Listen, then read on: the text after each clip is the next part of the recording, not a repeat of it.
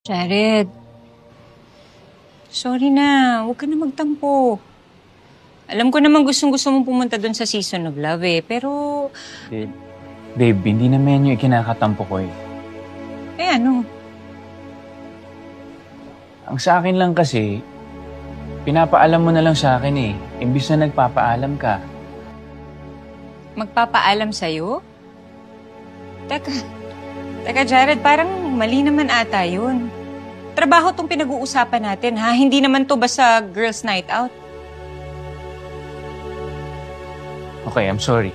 Sumobra ako doon sa part na yun. Naintindihan ko. Police din naman ako dati.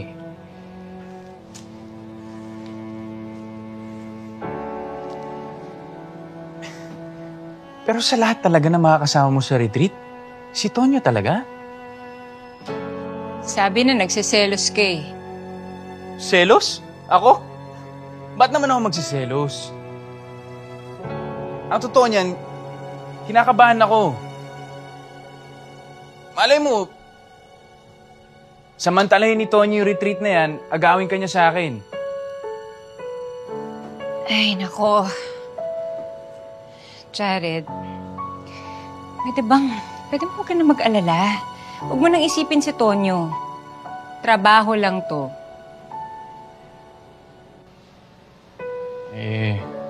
Ano pa bang magagawa ko?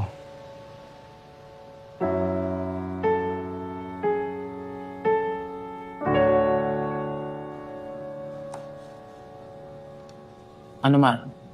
Nakita mo na kung gaano ka-possessive yung Jared mo?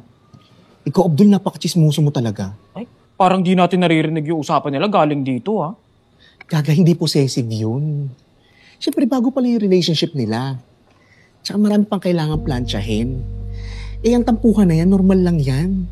Kailangan lang masanay ni Bobby sa ganyan. Dahil may boyfriend na siya. Sa bagay. Ano? Yung apo ko may boyfriend na? Opo la, may jowa na yung apo niyo. Masaya ba siya? Of course! Kung masaya na ang apo ko, edi masaya na rin ako. Bilisan nyo na ang paggawa nito, para lutuin ko na. Ito, nakaready na to. Ay, okay na yan, kukunin la. ko na to. Isunod Okay. nyo yung gulay, Okay, ha? go ahead. Bilisan nyo na, ha?